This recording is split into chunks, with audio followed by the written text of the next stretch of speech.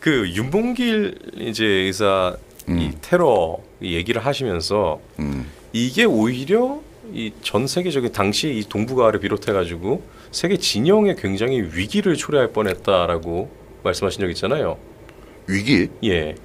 오히려 그 당시에 그 테러로 인해서 그렇죠. 그래서 무초 대사가 예, 경악을 했던 거고. 그러니까 저희 역사를 약간 좀 입체적으로 보는 예, 그런 시간에 잠깐 질문을 드려볼까 해요.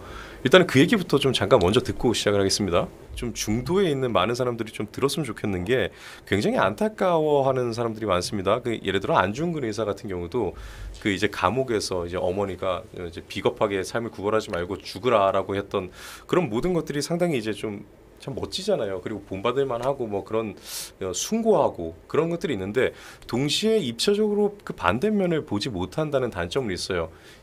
아까 말씀하신 것처럼 학자들이 스스로 기피를 한다 하잖아요. 자기 검열로 김구에 대해서 연구를 하지 않았듯 안중근 의사 같은 경우도 사실은 사살했던 그 이토 히로부미는 그 당시에 오히려 가장 이제 온건파였던 사람이었고 차라리 일본 그 구구층에서 죽어서 다행이다라고까지 얘기가 나왔었다면서요.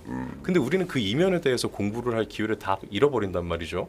그래서 저는 이거 박사님을 통해서 만나서 알게 되고 자료를 받다 보니까 아는 건데 그런 얘기가 굉장히 좀 잘 와닿을 것 같아요. 그래서 제가 이렇게 얘기하는 것보다는 윤봉길 그리고 또 안중근 얘기도 하셨으니까 예, 그 이면에 있었던 이로 인해 가지고 오히려 문제가 됐던 이야기를 조금 들려주시기 바랍니다. 그러니까 윤봉길 테러 발생 때문에 예. 결과적으로 상해 한인 사회가 예. 큰 분란에 휩싸이게 되고 네. 많은 사람이 죽어나가요. 예를 들어서 뭐 도산 안창호 선생이 그것 때문에 예. 잡혀가야 됐고 그래서 결국은 감옥에 백범일지에서 그 도산 안창호의 피체와 관련해서 거짓말을 하고 있어요. 이번 책에서는 내가 안창호 문제는 다루지 않아. 원고로는 써놨는데 네. 여기에 넣지 않았어요. 조금 여의치가 않아서. 하지만 뭐 다른 경로를 통해서 이제 파블리시를 하려고 하는데 우리는 지금까지 안창호가 왜 어떻게 해서 잡혔는지 왜 죽었는지 우리는 그런 거에 대해서 제대로 알지 못해요. 예. 참 안타깝지만. 예.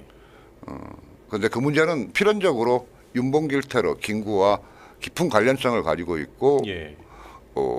도산 안창호의 죽음에는 김구가 강력한 하나의 범인이라고 해야 볼 수 있어요. 네.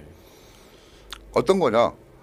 윤봉길 테러가 기획됐을 때 네. 임정 회의에서 결정이 됐어요. 예.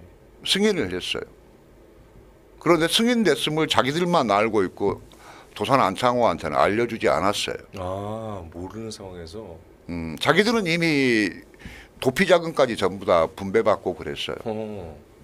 그러니까 이 윤봉길 테러가 발생한 당일날 오후부터 밤에 걸쳐서 프랑스 조계 경찰과 일본 영서관 경찰이 습격을 해서 거기 이 범인 체포에 나서지만 임정 요인들은 이미 다 도망가 있는 거예요. 그러니까 계획이 있었으니까. 근데 이제 안창호는 그런 정보를 받은 적도 없기 때문에 예. 일상생활을 하고다가 사람 만나러 갔다가 잡힌 거 아니에요. 야. 그러니까 안창호 피체와 그 죽음에는 김구와 임정의 책임이 있는 거죠. 그렇네요. 그렇기 때문에 흥사단과 안창호 관련 기념사업회는 예. 이 문제를 그냥 넘어갈 수가 가서는 안 되는 겁니다. 확실하게 진상이 뭔지를 밝혀야 돼요. 예. 근데 지금까지 누구도 그런 걸 한 걸 못 봤어요. 형편없는 연구들이 나오거나 뭐 그러는 것 같은데.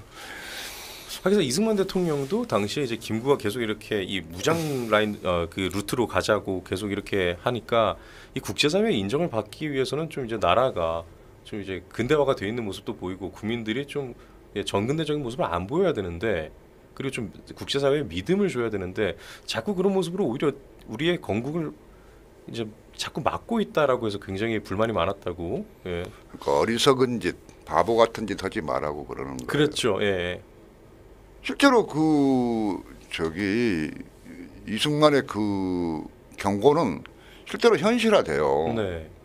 왜냐하면 중국도 미국도 세계 어느 나라도 임정을 인정하지 않는 거예요. 그러니까요. 오직했으면 하지 중장이 그 임정이라고 하는 집단에 대해서 테러 집단이라고 하겠어요. 그게 세계의 일반적인 생각이에요. 그러니까요. 그래서 그거를 바꿔보고 세계로부터 이제 신뢰를 받아가지고 건국을 하려 했던 이승만 대통령이 그게 외교 노선이었고, 그죠? 그렇죠.